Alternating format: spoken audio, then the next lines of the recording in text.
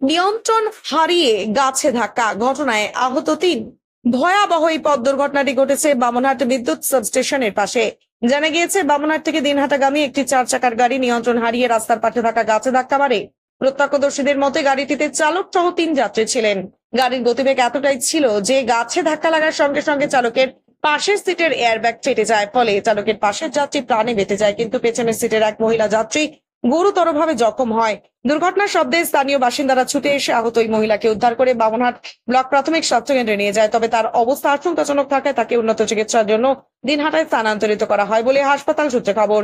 এরপর থেকেই শুরু হয়েছে এলাকায় চাঞ্চল্য। গাড়িটির পেছনে থাকা এক প্রত্যক্ষদর্শী বাইক চালক বলেন, গাড়ির গতিবেগ অনেকটাই বেশি ছিল। এছাড়াও তিনি বলেন, যখন গাড়িটি বামনহাট চৌপতি থেকে বামনহাট বিদ্যুৎ সাবস্টেশন পার হয়েছে তখনই গাড়িটির বাঁদিকে চাপতে শুরু করে।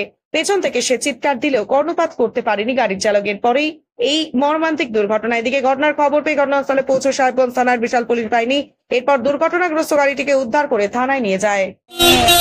আমাদের তো সামনাসামনি কিছু হয়নি, আমরা ওইদিকে ছিলাম, তো হুট করে আওয়াজ পেলাম যে একটা ধুমকুর শব্দ হলো।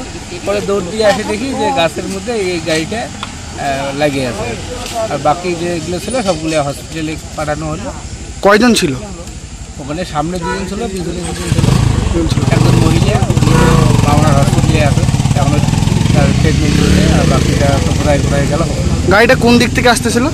চৌদিকের থেকে দিদিটা মানে যাচ্ছিল। কি নাম আপনার? আমার নাম নিরঞ্জন। এই জায়গাটার নাম? এটা বাতাস বাড়িতে শব্দ পেলাম, গাড়িটা গাছে লাগে। এবার 3 জন ছিল, 3 জনের মধ্যে ছেলে 2 জন, একজন মহিলা। এবার ছেলে 2 জন ছিল মোটামুটি আহত ছিল, নর্মাল আহত।